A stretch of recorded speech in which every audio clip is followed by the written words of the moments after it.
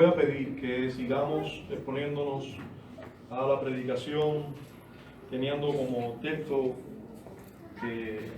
el libro de los Hechos. En el capítulo 5 vamos a ocuparnos hoy de los versos desde el 26 hasta el 42. Voy a leer desde el 25 hasta el 42. Hechos, capítulo 5, versos 25 al 42.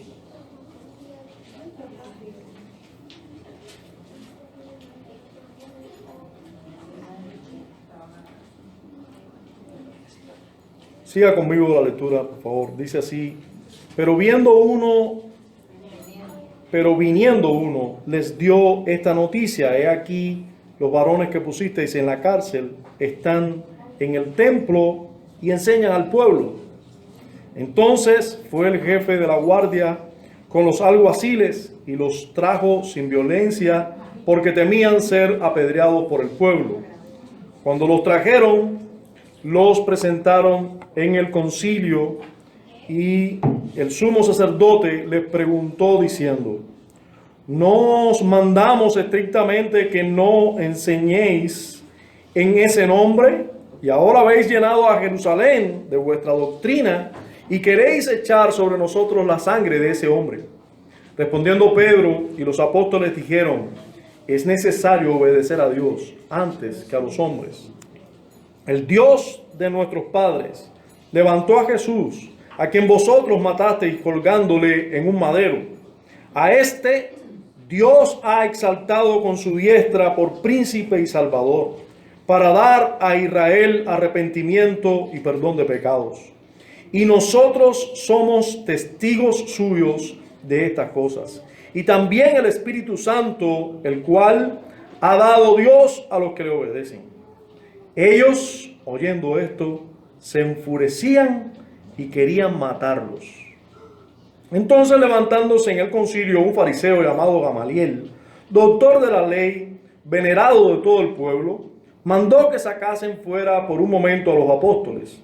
Y luego dijo: varones israelitas, mirad por vosotros lo que vais a hacer respecto a estos hombres, porque antes de estos días se levantó Teudas diciendo que era alguien. A este se unió un número como de 400 hombres, pero él fue muerto y todos los que le obedecían fueron dispersados y reducidos a nada. Después de este se levantó Judas el Galileo en los días del censo y llevó en pos de sí a mucho pueblo. Pereció también él y todos los que le obedecían fueron dispersados. Y ahora os digo: apartaos de estos hombres y dejadlos, porque si este consejo o esta obra es de los hombres, se desvanecerá, mas si es de Dios, no la podréis destruir. No seáis tal vez hallados luchando contra Dios. Y convinieron con él, y llamando a los apóstoles, después de azotarlos, les intimaron que no hablasen en el nombre de Jesús, y los pusieron en libertad. Y ellos, saliendo de la presencia del concilio, gozosos de haber sido tenidos por dignos de padecer afrenta por causa del nombre, y todos los días en el templo y por las casas no cesaban de enseñar y predicar a Jesucristo. Padre, háblanos por tu palabra. Padre, por la obra poderosa de tu Espíritu, concédenos mirar atentamente, escuchar atentamente, exponernos con todo nuestro corazón a tu palabra. Concédenos el ser cambiados por ella, transformados por ella, impactados poderosamente por ella. Concédenos, Señor, el poder para obedecerla. Te lo imploramos de parte y en el nombre de Cristo. Amén. El domingo anterior, en la exposición o predicación de la palabra, olvidé mencionar el título de esta.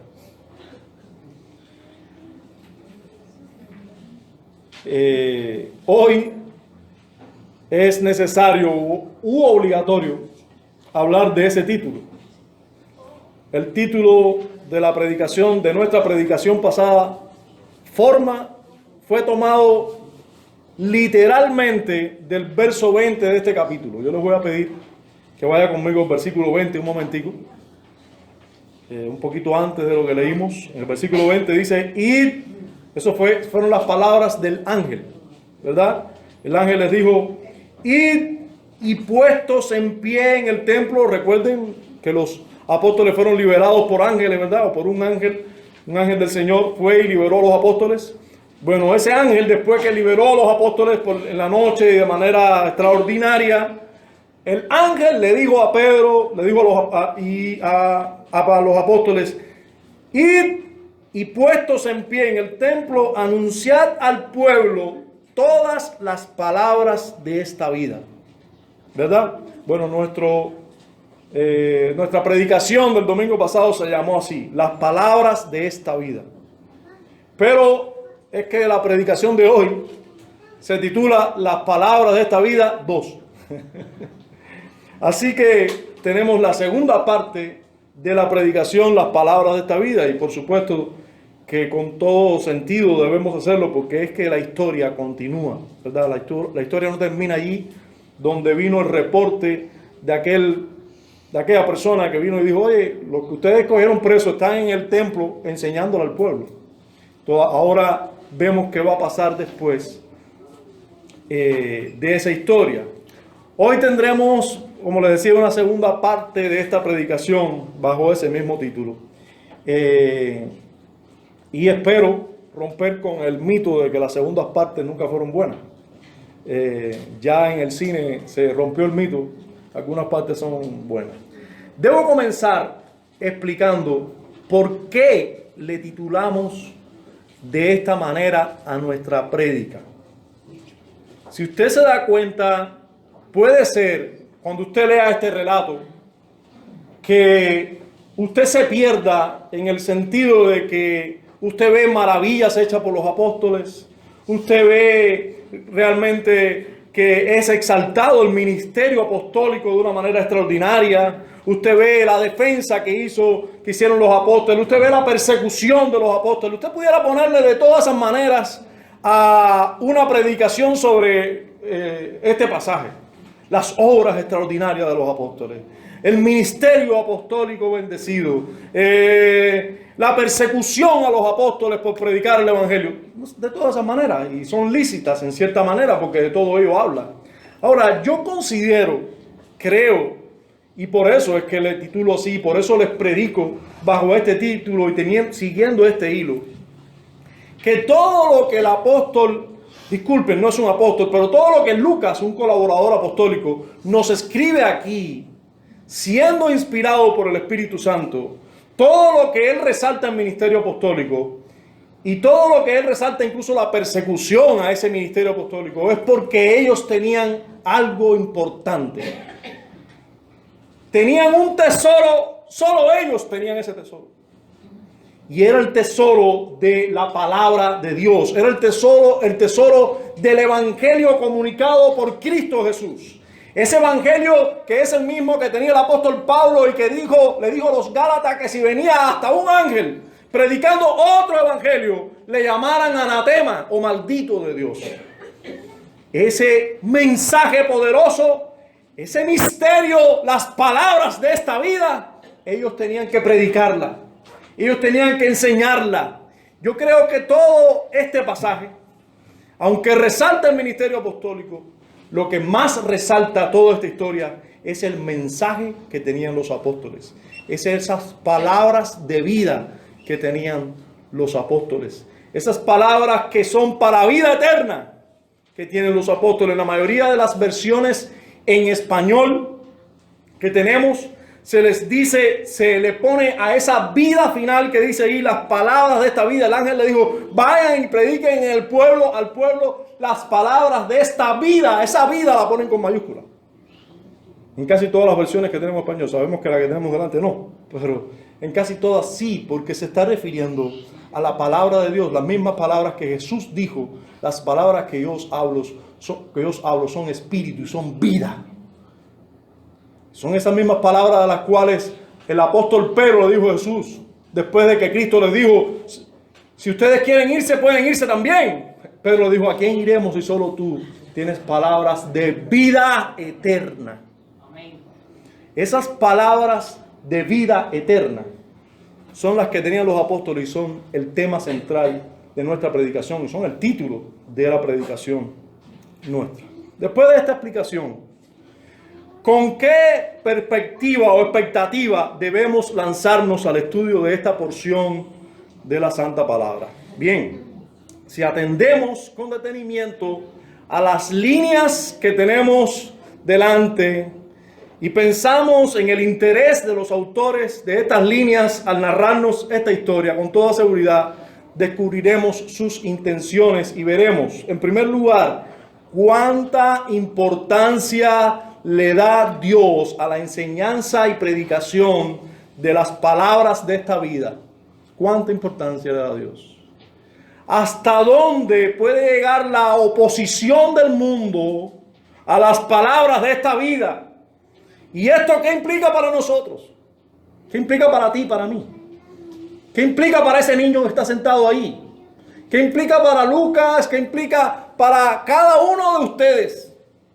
El hecho de que el mundo, o el hecho de que pueda haber oposición a las palabras de esta vida. ¿Qué implica eso para mí? ¿Cuál es el mensaje o contenido resumido de esas palabras de esta vida? Y también pudiéramos llegar a entender qué consecuencias debiéramos esperar si nos enfocamos en enseñar y predicar las palabras de esta vida. Bien, hermanos, adentrándonos en el estudio de este pasaje, vamos a contestar esas y algunas otras preguntas. Vamos a desglosar este pasaje que nos ocupa en 5 partes. La primera va a ser la oposición que sufren las palabras de esta vida. La oposición que sufren las palabras de esta vida. Eso lo vamos a ver desde el verso 25 hasta el 28. Aunque reconozco que no solo en esos versos se ve esa oposición, pero vamos a verlo así, por una cuestión de orden. La oposición que sufren las palabras de esta vida. Verso 25. Pero viniendo uno, les dio esta noticia. He aquí los varones que pusiste en la cárcel están en el templo y enseñan al pueblo. Entonces fue el jefe de la guardia con los alguaciles y los trajo sin violencia porque temían ser apedreados por el pueblo.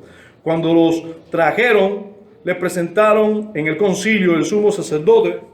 Comenzó a preguntarles y les preguntó diciendo, nos mandamos estrictamente que no enseñéis en ese nombre. Y ahora habéis llenado a Jerusalén de vuestra doctrina y queréis echar sobre nosotros la sangre de ese hombre. Hermanos,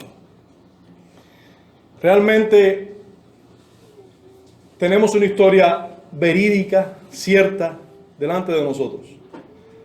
Y a veces nosotros nos cuesta más creer, o nos cuesta menos, disculpen, creer en un milagro extraordinario que hecho por la mano de Dios o por un ángel, que creer esta reacción del concilio ante los apóstoles. Creer que a alguien le moleste tanto que se enseñe algo. Creer que estas personas tengan temor del pueblo para ir a buscar a los apóstoles y llevarlos ante el concilio y no tuvieran temor del Dios que había sacado recientemente a esos apóstoles milagrosamente, extraordinariamente de la cárcel. Estas personas estaban preocupadas. Bueno, estas personas no los pusimos en la cárcel ayer. ¿Acaso no debían estar en la cárcel? ¿Acaso la cárcel no estaba cerrada y bien custodiada? ¿Cómo salieron? Aún así, le mandaron a buscar. Es realmente difícil de creer que una persona sea tan ciego para ver que Dios estaba detrás de todo aquello. El pueblo, todo el pueblo se daba cuenta. Y ellos no se daban cuenta. Habrá oposición, habrá oposición a las palabras de vida, por muy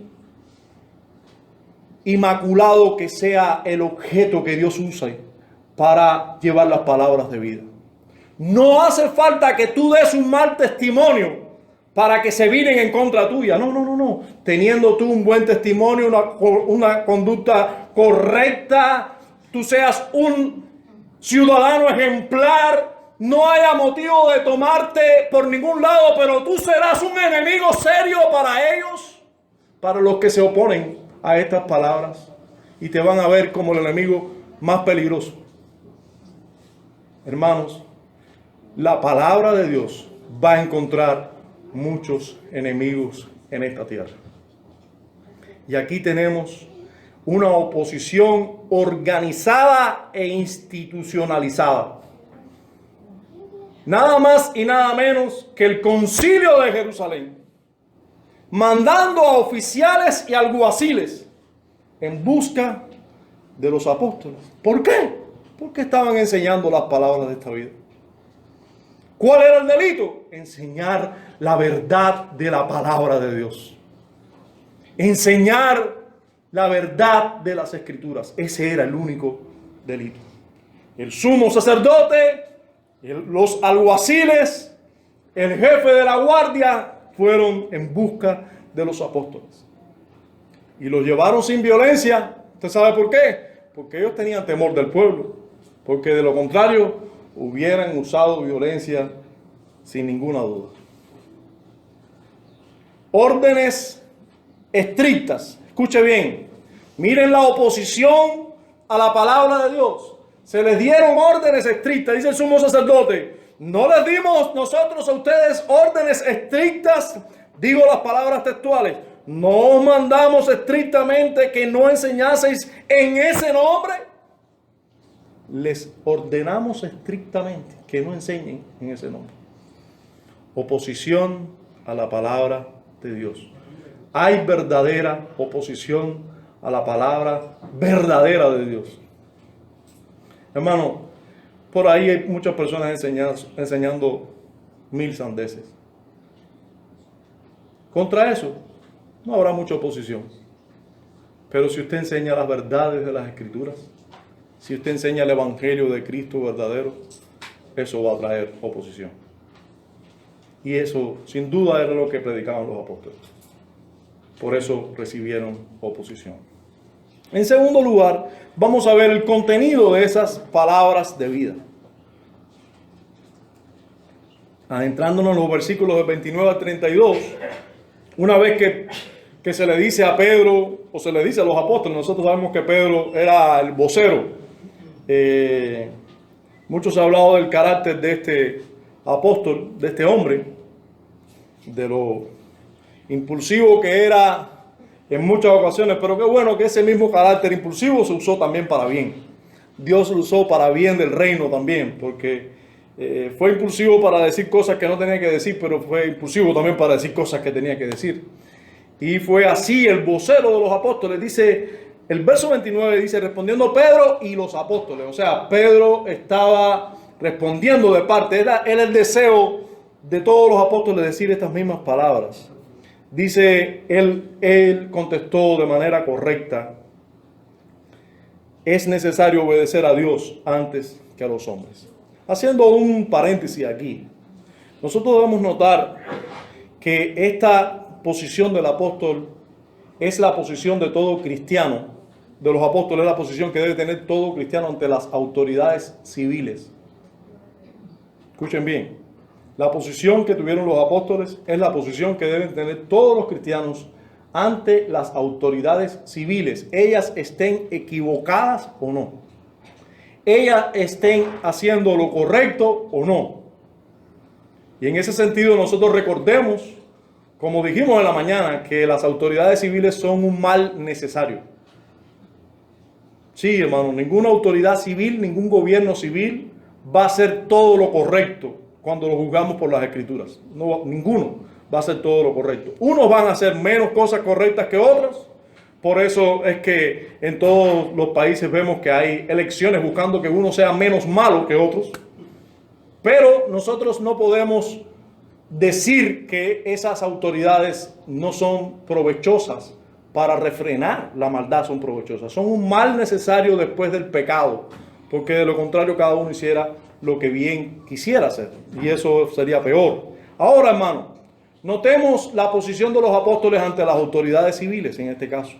Los apóstoles mostraron oposición cuando un alguacil representando su uniforme fueron en busca de ellos, sin adentrarnos en detalles de cómo era el gobierno en Israel en este tiempo, porque quizás es un poco difícil de entender hasta qué punto era un gobierno religioso, hasta qué punto era un gobierno del imperio romano y hasta qué punto era un gobierno de la nación como tal. Pero nosotros sabemos que este concilio era la mayor autoridad de la nación de Israel.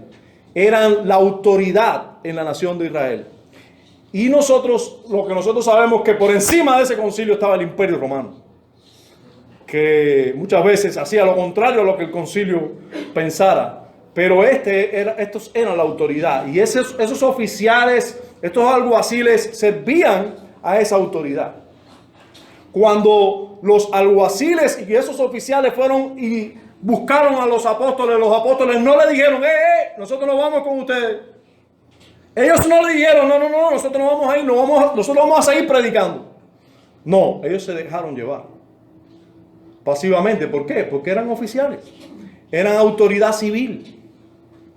¿Ustedes quieren que nosotros vayamos como ustedes? Puede ser, vamos. Y los ven como tal, no se opusieron en lo más mínimo. Ahora, a otra cosa sí se opusieron. Se opusieron a que les dijeran que no podían enseñar en el nombre de Jesús. A eso sí se oponen. ¿Por qué? Porque ahí lo que le está pidiendo la autoridad civil es contrario a lo que le pide Dios. Cuando las autoridades civiles nos piden lo contrario a lo que Dios nos pide, ahí sí nosotros tenemos toda la autoridad de aquel que da autoridad a todas las cosas. Porque toda autoridad es dada por Dios. El que da autoridad a cualquier cosa, el que le da autoridad a un padre para tomar a su hijo y darle 2 nalgadas en el momento que lleva esas 2 nalgadas. Dárselas con amor, pero dárselas con firmeza. El que da esa autoridad es Dios. El que le da la autoridad a las autoridades civiles, valga la redundancia, es Dios también. A toda autoridad civil. Ya sea que él reconozca que la autoridad viene de Dios o no, el que da la autoridad es Dios. Ya sea que un padre reconozca que la autoridad se la da a Dios para disciplinar a sus hijos o no, lo importante es que tiene esa autoridad. Aunque lo reconozca que es Dios quien se lo da o no, realmente es dada por Dios. El que le da la autoridad a las autoridades civiles es Dios.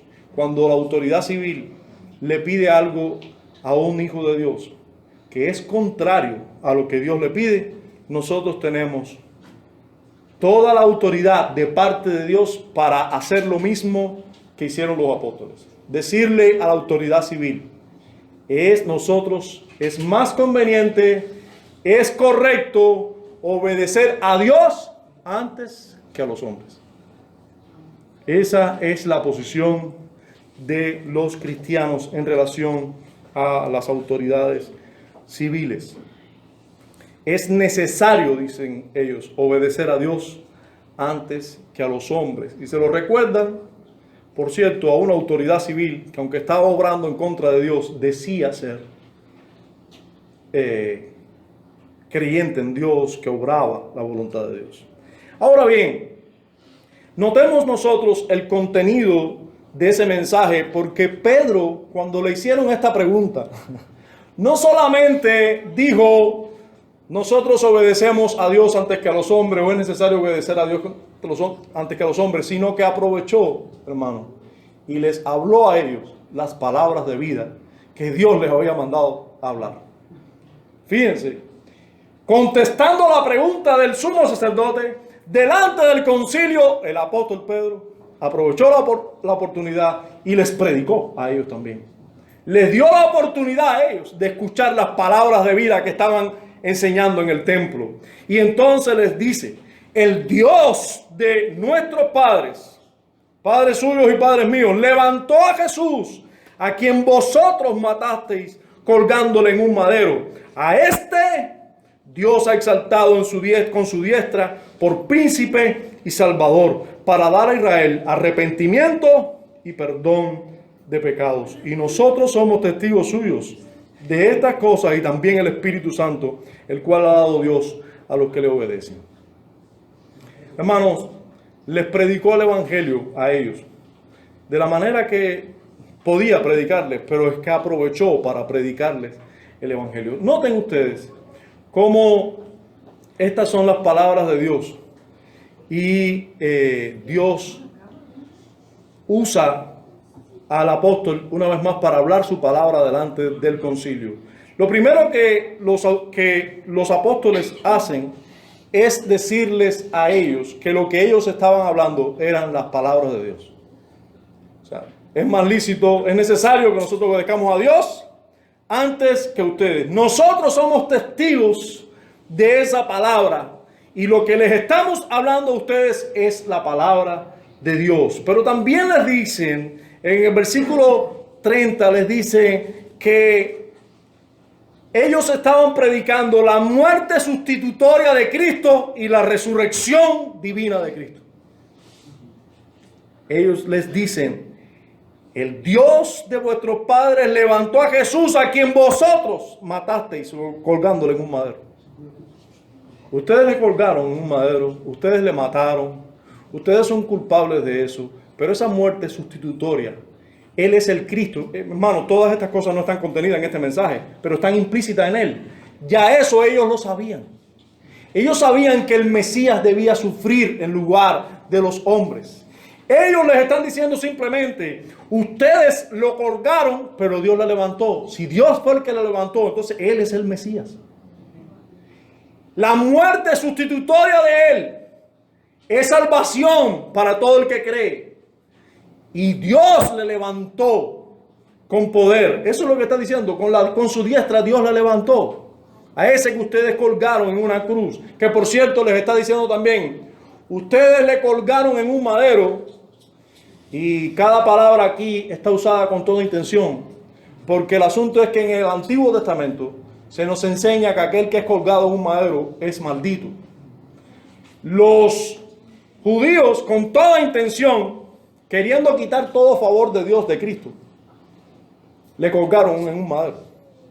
O sea, ellos quisieron decir, tú dices que tú eres hijo de Dios, nosotros te vamos a hacer maldito. A propósito te vamos a hacer maldito para que Dios mismo sea quien te maldiga, porque Él, Dios mismo dice, maldito que es colgado en un madero. Y lo tomaron y lo hicieron maldito. Pero es que lo hicieron maldito para que tú y yo fuéramos benditos.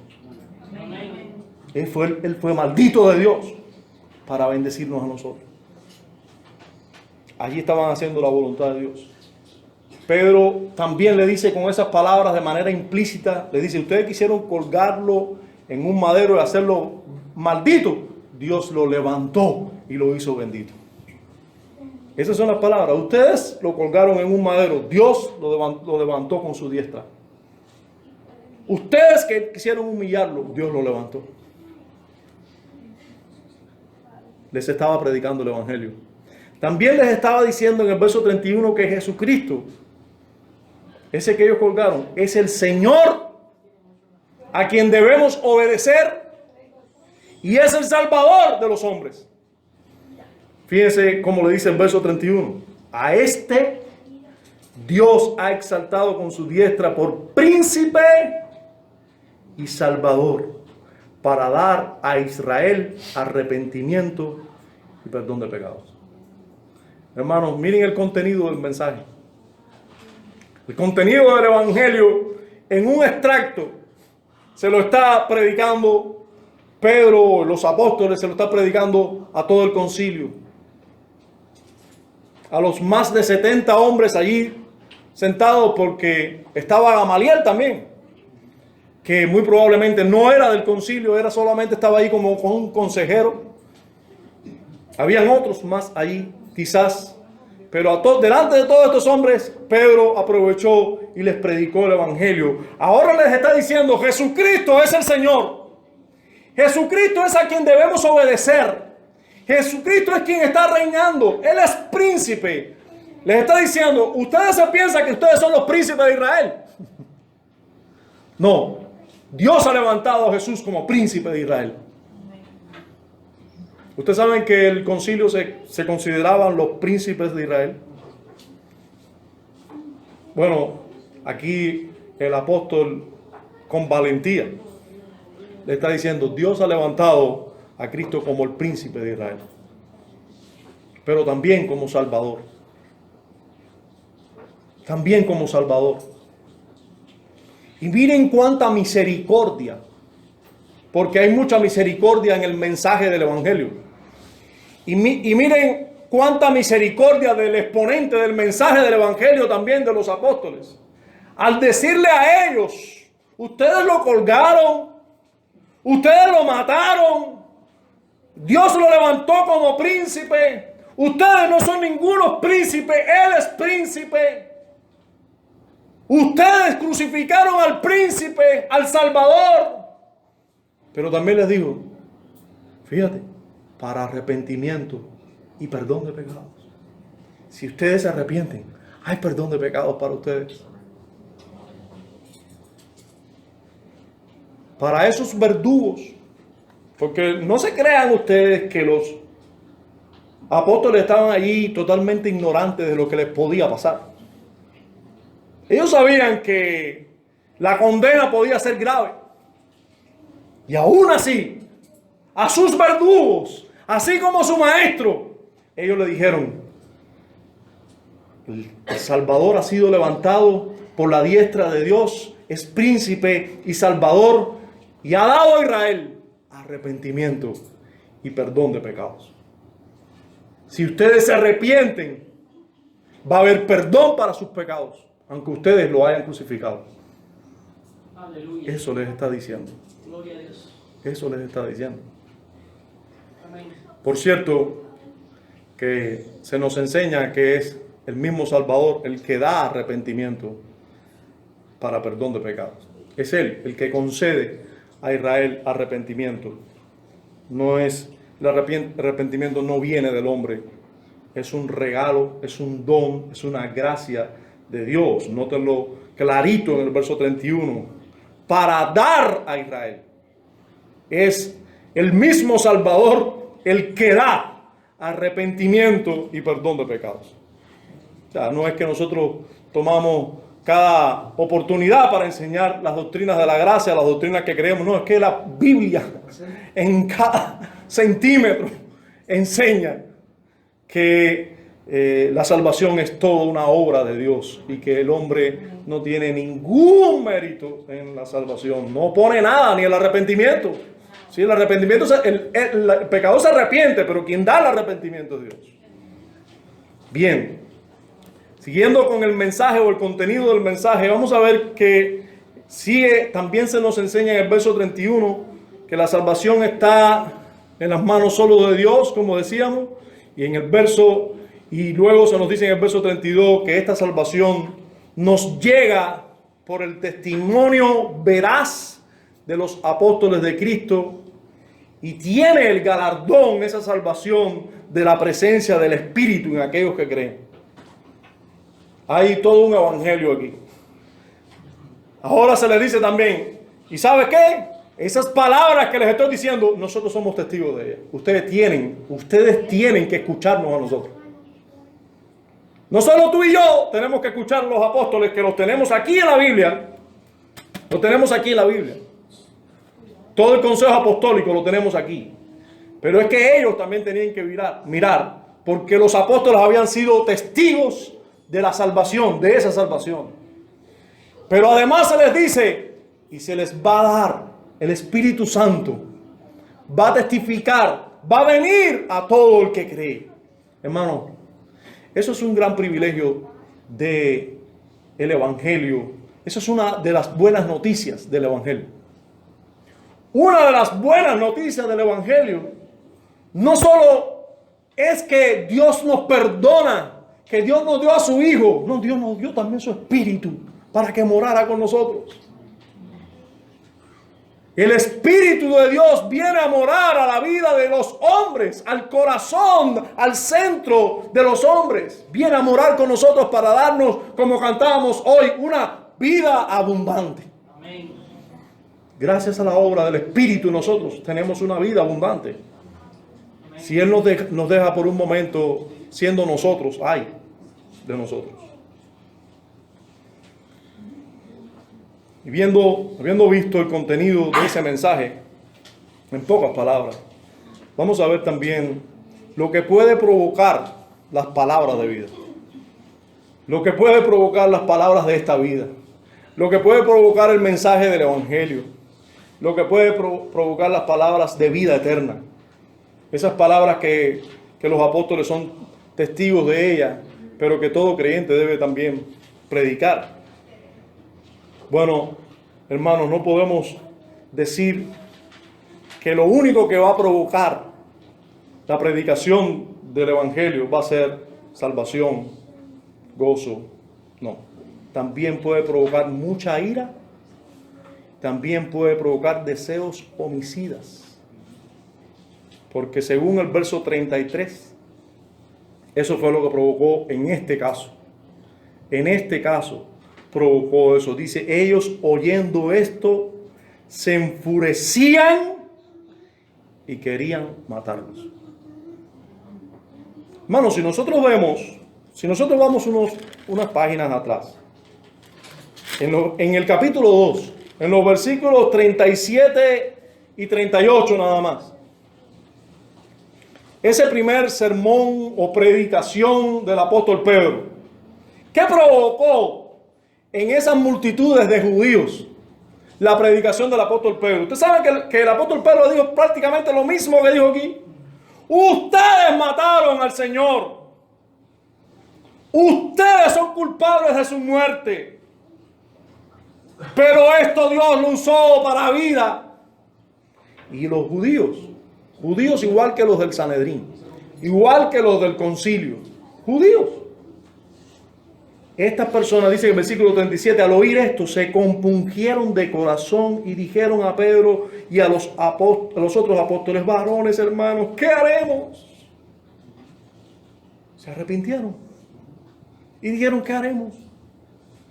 Esa es una reacción. Esa es una de las reacciones que puede provocar el mensaje o las palabras de esta vida. El mensaje del Evangelio. Esa es una. Pero nosotros tenemos que saber que la Biblia no nos habla solo de esa reacción. También nos puede hablar de esta otra reacción. La Biblia nos habla de esta otra reacción. Y es que los que oyeron se enfurecieron y querían matar a los mensajeros de las palabras de esta vida. Esas palabras de esta vida que el ángel envió para predicar, que Cristo había enviado antes. Y que el Espíritu Santo vino con poder para que la testificaran con poder, con denuedo. Ya estamos entendiendo un poco por qué hace falta que el Espíritu Santo esté respaldando, guiando y llevando a cabo la acción de predicar el Evangelio. Porque no solo van a creer, no solo se van a compungir de espíritu y caer de rodillas pidiendo, ¿qué haremos? Sino que también algunos van a enfurecerse y querer matar. Eso nos lo enseña la Escritura clara y llanamente. Tenemos que saber que así puede ocurrir. Habiendo visto esto, vamos a ver los aliados de las palabras de esta vida. Hemos visto ya lo que puede provocar las palabras de esta vida, el contenido, la persecución que se levanta. Vamos a ver ahora los aliados. Eso lo vamos a ver en los versos de 34 a 39. Dice después de decirnos que querían matar a los apóstoles, entonces, Lucas es todo un narrador. Y nos va metiendo allí en la candela, pero después dice, pero Ahora nos dice, entonces, se levantó alguien. Se levantó un aliado. Se levantó un defensor. Pusieron en la cárcel a los apóstoles toda la noche, pero vino un ángel del Señor y los liberó. Eso fue una historia pasada. Ahora no va a ser un ángel. Ahora va a ser un medio ordinario. ¿Usted recuerda cuando estudiamos el gobierno providencial de Dios y cómo Dios puede gobernar con medios o sin ellos o por encima de ellos, verdad? Bueno, vimos ya una historia donde Dios obró por encima de los medios usando un medio para él ordinario, un ángel. Para él es muy ordinario, para nosotros es extraordinario, ¿verdad? Y nosotros vemos que ahora aquí Dios no usa un medio extraordinario, usa un hombre, un fariseo. ¿Recuerda usted cuál era la constitución del concilio, del Sanedrín? La mayoría eran saduceos.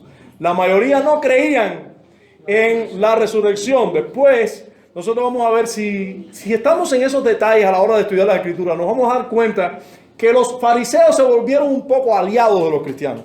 Porque los cristianos defendían una tesis que ellos defendían, que había resurrección de muertos, que había ángeles, etcétera, etcétera. Luego, en cierta manera, parece que este fariseo, que por cierto, no se nos está hablando aquí de alguien convertido, aunque hay todo un dilema sobre este Gamaliel. Digo todo un dilema porque te puedes encontrar un teólogo, un estudioso de la Escritura, defendiendo a Gamaliel, que parece que estaba a punto de convertirse. Estaba siendo en cierta manera conducido con un poco de gracia común, viendo algo.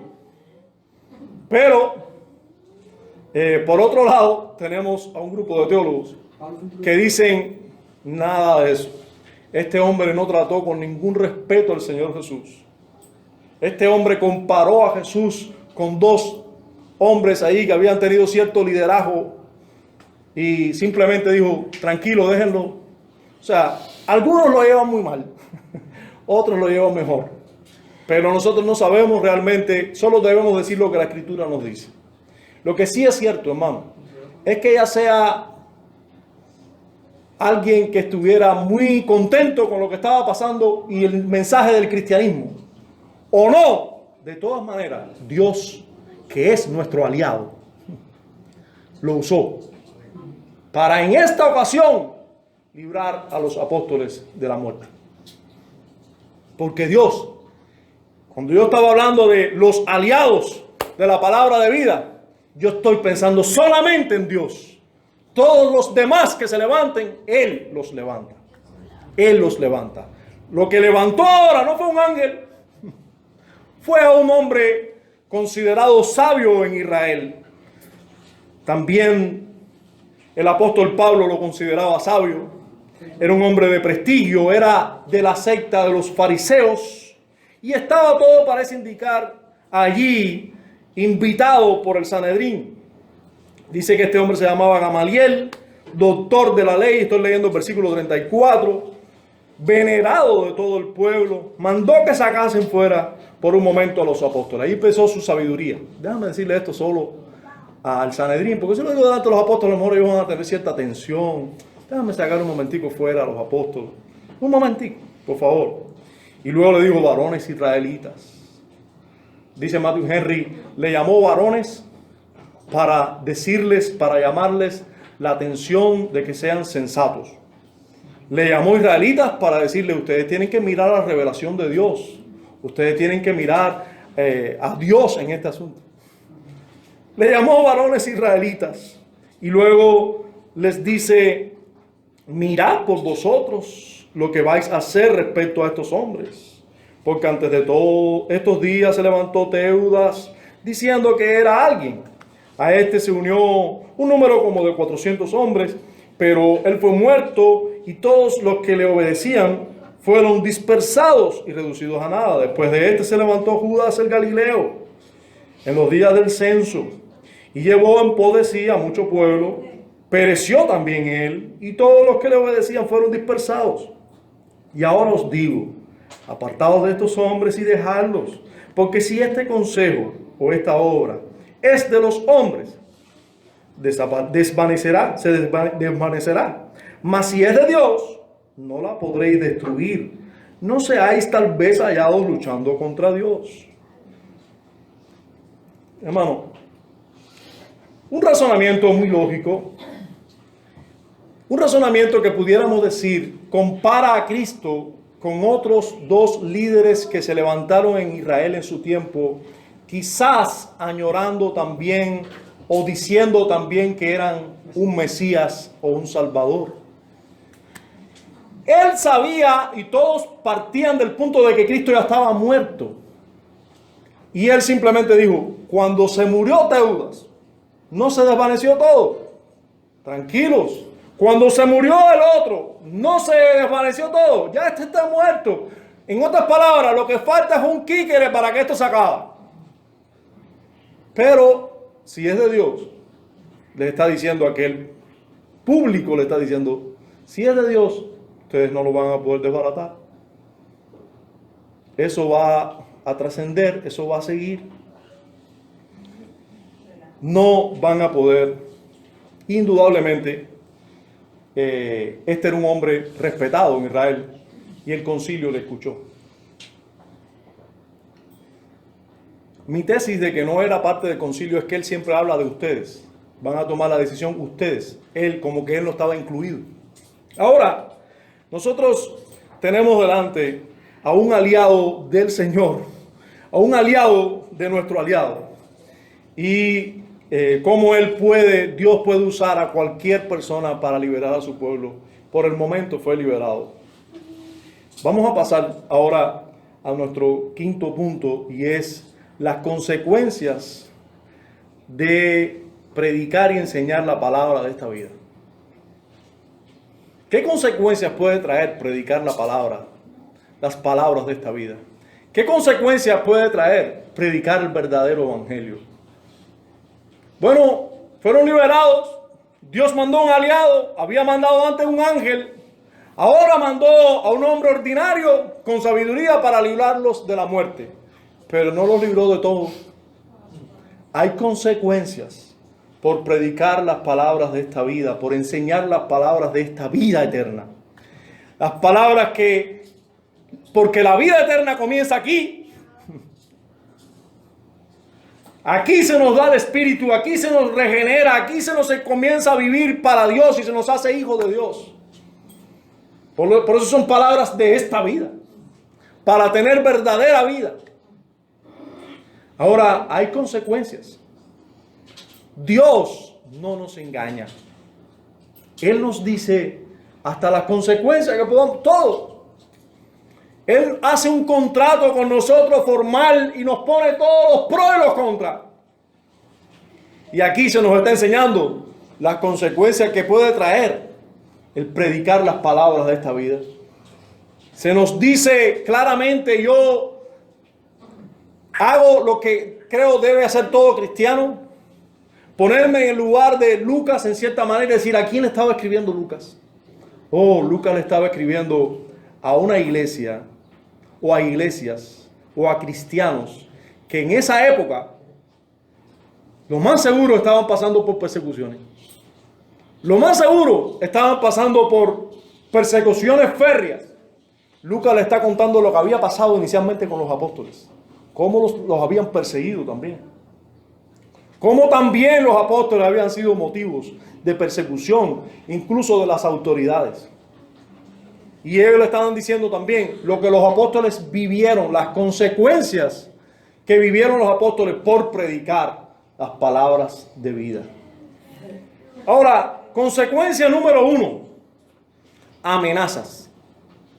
Verso 40, léalo conmigo por favor, dice, y convinieron con él, o sea, no hacerle daño, no matarlo, ¿verdad? Con Gamaliel, el concilio estuvo de acuerdo con él, y llamando a los apóstoles, después de azotarlos, les intimaron que no hablasen en el nombre de Jesús. Les intimaron que no hablasen en el nombre de Jesús. Quiero enumerar primeramente esto, para ir de manera gradual en el problema de las consecuencias.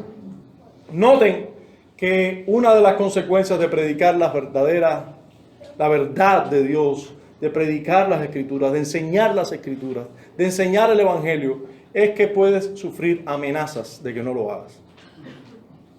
Les intimaron a que no lo hicieran, ¿verdad? Te infringen cierto temor. Te pueden comenzar a infligir cierto temor de que no lo hagas. De muchas maneras se puede infligir temor. De muchas maneras. Ahora, esta es una manera clara, organizada y dicha. Hay otras maneras que no son así. Pero también puede una persona ser afectada cuando enseña la verdad por ciertas fuentes que te van a amenazar de no hacerlo. Ahora, no solo la amenaza está incluida, puede estar incluido también los azotes. Maltrato físico real. Puede ser maltrato psicológico, bien, la amenaza ya es un maltrato psicológico. Pero también puede haber maltrato físico. También puede haber maltrato físico. ¿Qué le hicieron a los apóstoles? Dice que los azotaron. Después de haberlos azotado, entonces los liberaron. Hermano, cuando nosotros hablamos de azote, o cuando se habla de azote en la Escritura, aunque se diga solo así, después de azotarlos, un pedacito de un versículo. ¿Verdad? Eso es igual. Después que me operaron del interior. Tú lo dices en una frasecita. Pero yo supongo que no debe ser fácil. No debe ser muy cortico pasar por el proceso. Después que me hicieron tal cosa. No es tan sencillo. El azote lo provocaban, hermanos, hombres que eran verdugos, que como que en cierta manera disfrutaban de hacerlo. Hombres fuertes. Nunca se ponía a azotar a un niño, a un adulto. No, eran hombres adultos. Hombres. Tampoco era un trabajo de mujeres. Un hombre fuerte, provocándote daño, con la intención de provocarte daño, con la intención de provocarte un escarmiento, para que tú no lo hagas más. Yo pudiera estar hablando mucho tiempo sobre el azote, pero solamente te quiero decir que el azote no era ni 2 galletitas, ni una nalgadita. Era simplemente un verdugo, ya sea con látigo, ya sea con vara. Se decía que uno de los azotes que usaban los judíos era tomar una vara y darte por las costillas. Casi siempre eran 39 periodos de azote, o sea, 39 azotes, 40 menos 1. O sea, le infringieron daño físico, real y fuerte a los apóstoles. ¿Ya? Pero una de las consecuencias de predicar y enseñar, aparte de la amenaza y del azote, otra de las consecuencias, de los resultados de predicar, ¿sabe qué cosa es? El gozo. ¿Cómo? ¿Cómo? ¿Amenazas? ¿Azotes? ¿Daño físico? ¿Gozo? No, eso está mal ahí, la fórmula está mal. 2 más 2 es 4, no puede dar 16. Yo no sé, bueno, en la matemática de Dios, amenazas, azote por predicar el Evangelio, eso da gozo. Pero gozo no me da exponerme todo el día a las telenovelas. Gozo no me da tener bastante dinero. ¿El gozo acaso no se alcanza mejor si yo soy famoso y consigo todo el dinero que quiero en el mundo? Eso se cree. Eso cree el mundo. Predicar el Evangelio, aunque traiga como resultado amenazas y azotes, es igual a gozo. Bendito sea Dios. A gozo. Verso 41 dice, y ellos saliendo de la presencia del concilio, lo lógico es que después diga ahí, estaban adoloridos. Estaban unos a otros, se miraban llorando. unos a otros, preguntándose por qué nos pasa esto. Eso es lo lógico lo que uno esperaría ahí, es que dijera eso. Pero les voy a decir, hermano, esto que tenemos delante es la verdad. Amén. Saliendo del concilio, estaban gozosos. ¡Gozosos! Adoloridos, sí, y gozosos. Aleluya. Pero no les dolía, sí, les dolía. De eso no se habla porque era mayor el gozo que el dolor. Pero eso le infligió daños que después a lo mejor se resultó en problemas de la cervical, la cadera y la columna. Después tuvieron problemas para siempre y el hígado después más nunca le funcionó bien. ¡No importa! ¡Gozosos! Amén. Gloria a Dios. Gozosos.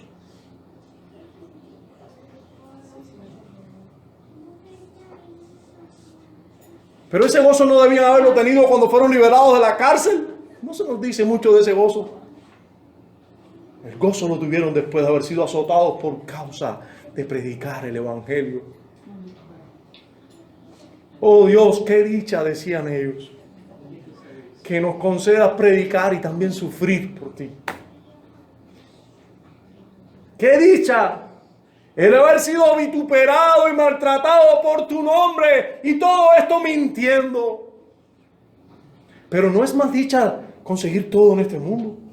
No es una gran dicha que estemos embaucados en lo que el mundo nos propone y nosotros lleguemos a conquistar verdaderamente todo lo que el mundo nos propone.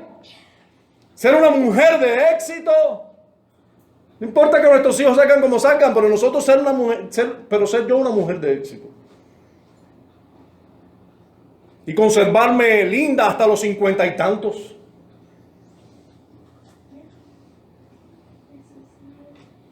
Estoy seguro que eso lo que va a hacer es quitarte, robarte, si es que hay algún gozo en ti.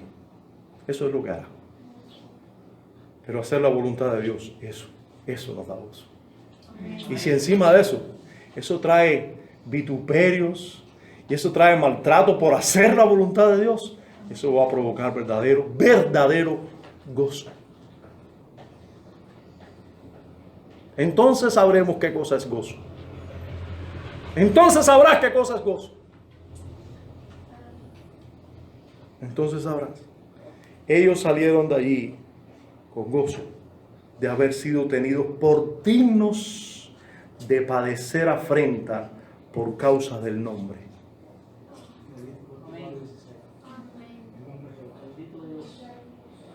Por causa del nombre de Dios.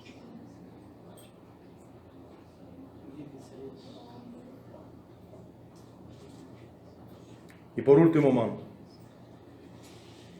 les hablaré de la necesidad imperiosa de no dejar de enseñar y predicar las palabras de esta vida. Digo esto como último punto porque es lo que el Espíritu Santo nos está resaltando en todo el pasaje y porque es como termina este pasaje. Este pasaje termina diciéndonos: y todos los días, en el templo y por las casas, no cesaban de enseñar y predicar a Jesucristo. Como si quisieran más azote, ¿verdad? Sí, vengan azotes, pero nosotros vamos a seguir enseñando y predicando a Jesucristo. Indudablemente esto es una obra del Espíritu Santo. Indudablemente esta es una obra poderosa del Espíritu Santo. Note conmigo cómo el Espíritu Santo resalta esto, cómo Lucas está resaltando esto. Yo veo claramente la vida de mis hermanos en el siglo I siendo animados por esto. Habiendo recibido esta carta, la mayoría de ellos, uno quizás conoció a Santiago, el hermano del Señor. Quizás uno en una de las predicaciones, de esas iglesias, en una iglesia local, reunido en un día del Señor, quizás un día pasó por ahí el anciano Juan y lo conoció. Quizás otro día conoció alguno a Natanael. Pero Solo sabía que eran apóstoles del Señor Jesucristo, que habían conocido al Señor Jesucristo, que le habían dejado el mensaje del Evangelio, la buena noticia del Evangelio. Pero ahora reciben un libro, una carta, una porción, un pergamino, donde Lucas narra todas las historias que vivieron los apóstoles.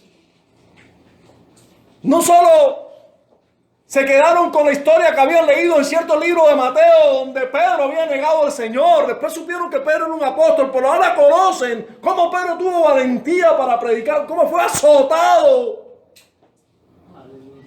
Y salieron de ahí gozosos.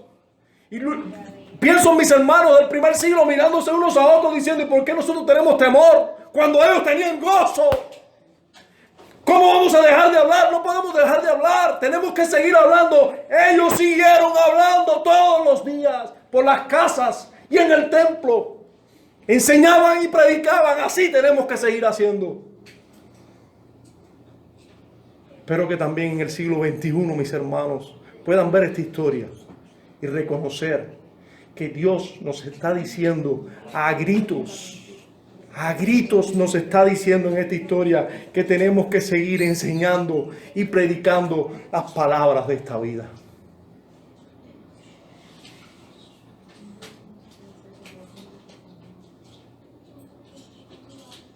El Espíritu Santo está resaltando aquí, con toda intención, la palabra todo, la palabra no cesaron, todos los días. Mire conmigo, por favor. Mire conmigo la revelación de Dios diciendo, y todos los días en el templo y por las casas, no cesaban de enseñar y predicar las palabras de esta vida que son en relación a Cristo.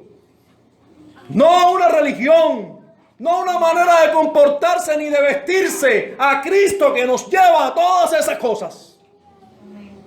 A Jesucristo, hombre, Dios hombre, hecho hombre para bien de nosotros, viviendo una vida perfecta para bien de nosotros, muriendo en lugar de nosotros, resucitando en lugar de nosotros. ¿Cómo no vamos a vivir para Él?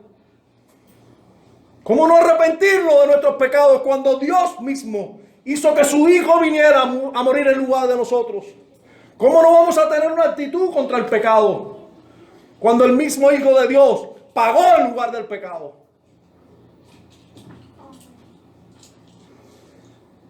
Note conmigo cómo resaltan todos los días, cómo resaltan en el templo públicamente y también por las casas, en privado. Enseñanza de la palabra. Note conmigo cómo dice enseñar y predicar. Usted sabe, hay una diferencia entre enseñar y predicar. Las escrituras no usan la misma palabra para enseñar como que para predicar.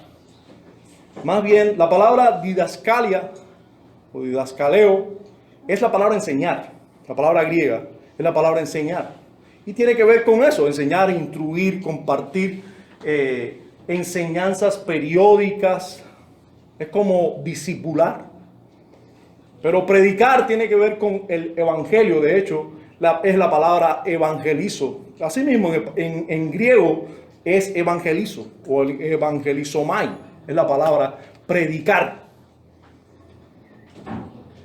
Predicaban, evangelizaban y enseñaban.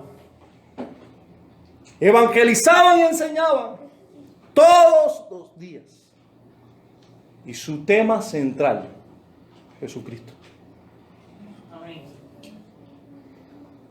Gloria a Dios. Uno de los desastres que hace el arminianismo, es que hace que el creyente, aún el verdadero creyente, llegue a tener a Cristo como alguien importante, bueno, necesario, pero no es su Salvador, su único y suficiente Salvador. Le quitan méritos a Cristo. Recuerdo haber escuchado de una persona que se llama creyente, esposa de un pastor, decirme: a mí no me gusta Spurgeon porque todas sus predicaciones son de Cristo.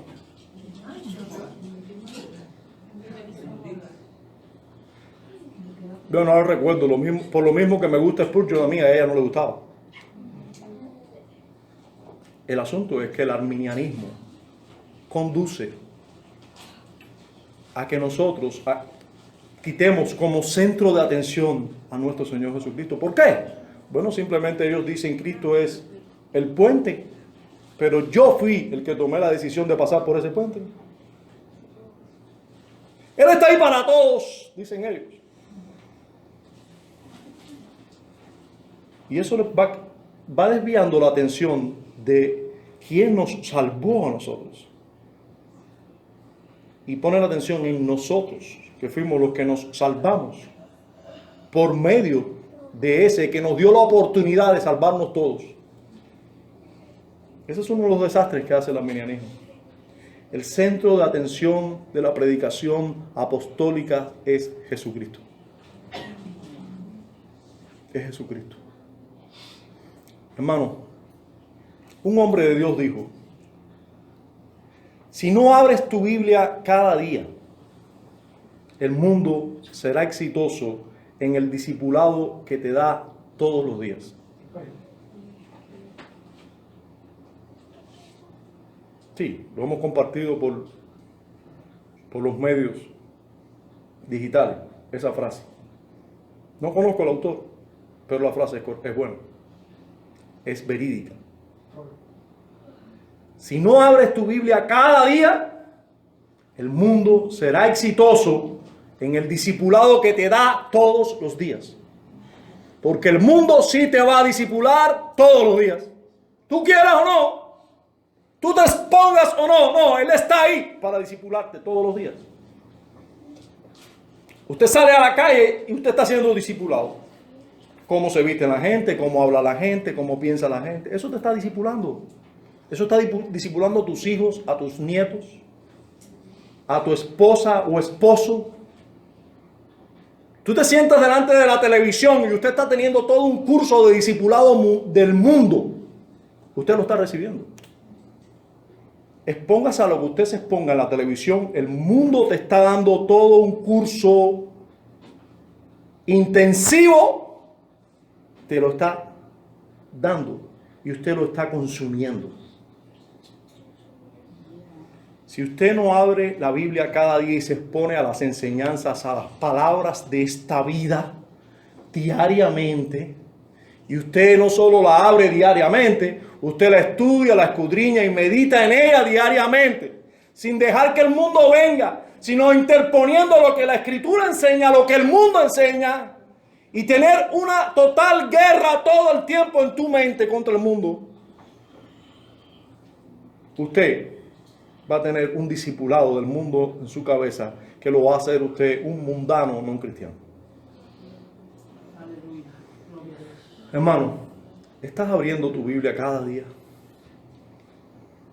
Cada día, de esta manera que estamos hablando. ¿Estás abriendo tu Biblia en tu casa, esas palabras de esta vida en tu casa para tus hijos? Cada día. ¿A qué se están exponiendo tus hijos? ¿A qué lo estás exponiendo tú? ¿O a qué se están exponiendo ellos? Digo, ¿a qué te estás exponiendo? Lo estás exponiendo tú, porque a veces nosotros mismos le traemos las películas de muñequitos a nuestros niños y se las ponemos.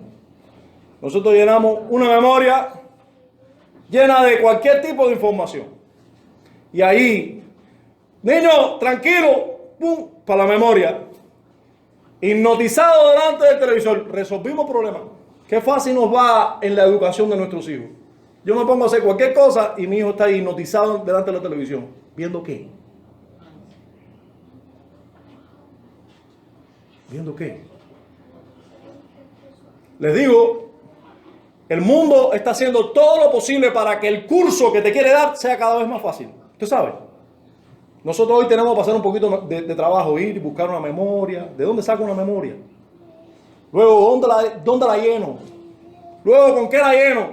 Usted sabe, va a llegar el momento en que simplemente le damos un dispositivo de esto, inteligente a nuestro niño. Ya, resolvió su problema. Él solito porque la mayoría de los padres hasta descuidan eso. ¿A dónde va a parar él con ese dispositivo? Va Y haciéndolo así con el dedito, que les aseguro, aprende mucho más rápido que cualquier adulto. Y llega y ve lo que él quiera ver del mundo. Eso está ocurriendo ya en el mundo. Nosotros, como si no estuviéramos casi en el mundo, estamos viviendo hoy. Por esas cosas tenemos que dar gracias a Dios. Pero les aseguro, para ahí vamos. Porque desgraciadamente lo bueno no se nos pega muy rápido, pero lo malo, rapidísimo. Estás enseñando o abriendo tu Biblia en el entorno donde Dios te ha puesto. Donde Dios te ha puesto a trabajar, donde Dios te ha puesto a vivir en toda la semana. Tú estás abriendo tu Biblia allí para que las personas conozcan las palabras de esta vida. Hermano, ¿a quién se le mandó? ¿A dónde se mandó a los apóstoles? Vayan al templo y predíquenle al pueblo las palabras de esta vida. Hermanos, la Biblia es para nosotros leerla, entenderla, creerla y luego compartirla. ¿Qué hablamos nosotros con el vecino? ¿Qué hablas con tu amigo o amiga? ¿Qué hablas que no sale a relucir?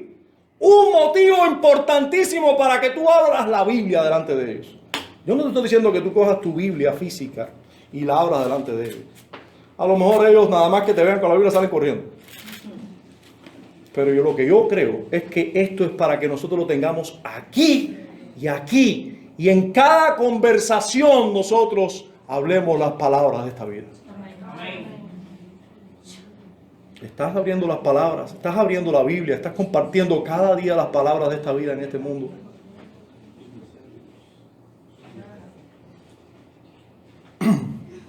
Estás dándote cuenta que el mundo sí te disipula cada día. Él no pierde tiempo. El mundo y el diablo no toma día de descanso. Te van a estar discipulando cada día.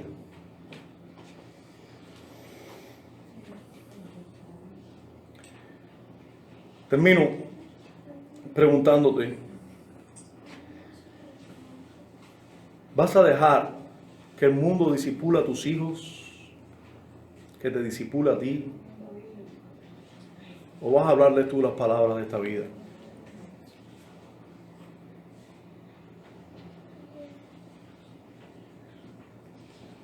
Quiera Dios hacer lo que Él hace en sus hijos, lo que hizo en el tiempo de los apóstoles, que estos entendieron claramente el poder, la calidad, la importancia del mensaje que tenían y lo compartieron a expensas de intimidación, azotes, porque pudieron también ver que trae gran gozo de compartir ese mensaje, aunque pase lo que pase. Amén. Bendito Padre, imploramos tu favor en esto. Oh Señor, todos, quizás cada uno de los que aquí estamos, tenemos que arrepentirnos de no haber tenido el mensaje de vida, no haber apreciado realmente el mensaje de vida. Primero, para tenerlo para nosotros, para apreciarlo, para guardarlo en nuestros corazones, para que sean las palabras de vida las que nos marquen nuestro vivir, que sean las palabras de vida las que llenen nuestro corazón y mente cada día, pero también nos debemos arrepentir de no compartir con otros las palabras de esta vida.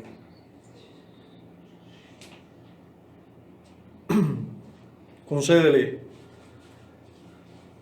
a los padres de familia aquí, madres, el que valoren la importancia de estas palabras de vida para compartirlas a sus hijos ahora que hay tiempo. Señor, te lo imploramos. Concédenos cada día que cada día por el templo y por las casas, privado y públicamente, enseñemos y prediquemos a Jesucristo. Nos prediquemos a nosotros mismos a Jesucristo, exponiéndonos a tu palabra y viendo cada implicación gloriosa del Evangelio para nosotros. Pero también en todo lugar es necesario que esas palabras de vida florezcan. Aunque haya respuestas de ira y de homicidio, pero que también va a haber respuestas de arrepentimiento y salvación. Concédenos en Cristo todo, damos gracias. Amén.